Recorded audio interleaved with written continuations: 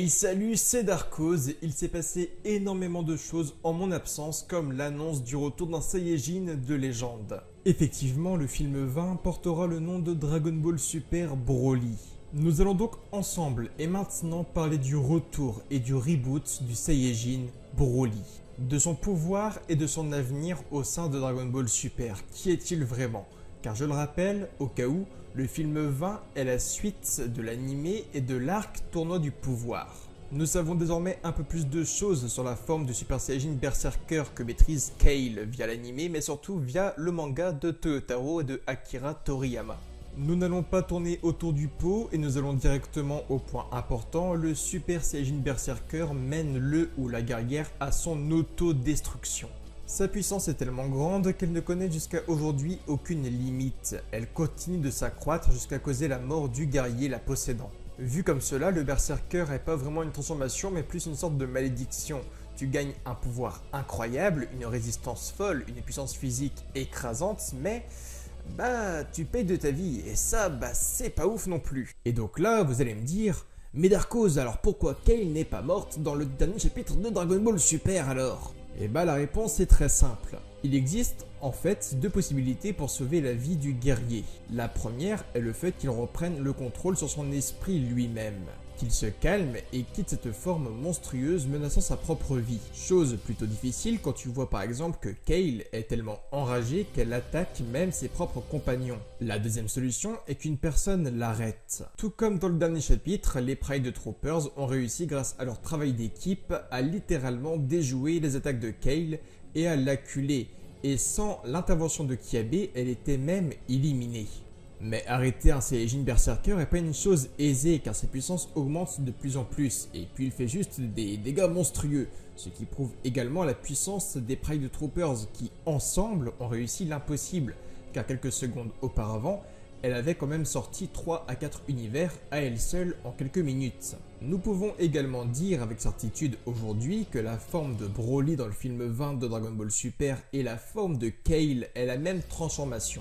Pupilles blanches, perte de contrôle, muscles imposants, cheveux équis de couleur verte, il s'agit d'une sorte de Saiyajin millénaire, Kale pour l'univers 6 et Broly pour l'univers 7. Donc tu as compris désormais où je souhaite en venir. Akira Toriyama bosse sur le manga mais aussi sur le film actuel, il a d'une manière ou d'une autre validé l'idée du Berserker avec Toyotaro. Donc durant le film 20, Broly ira jusqu'à son auto-destruction lui aussi, comme n'importe quelle personne possédant ce pouvoir.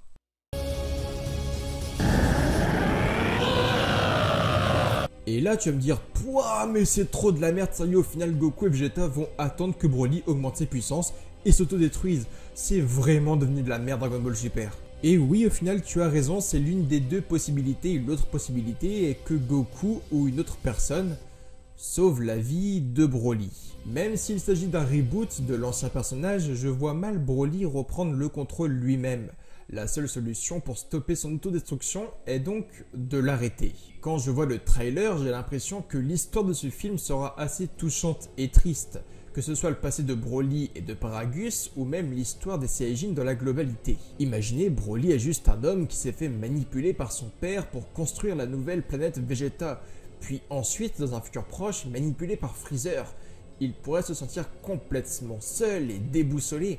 Via ce reboot, il est également possible que Broly ait également un traumatisme comme l'ancien Broly des années 90.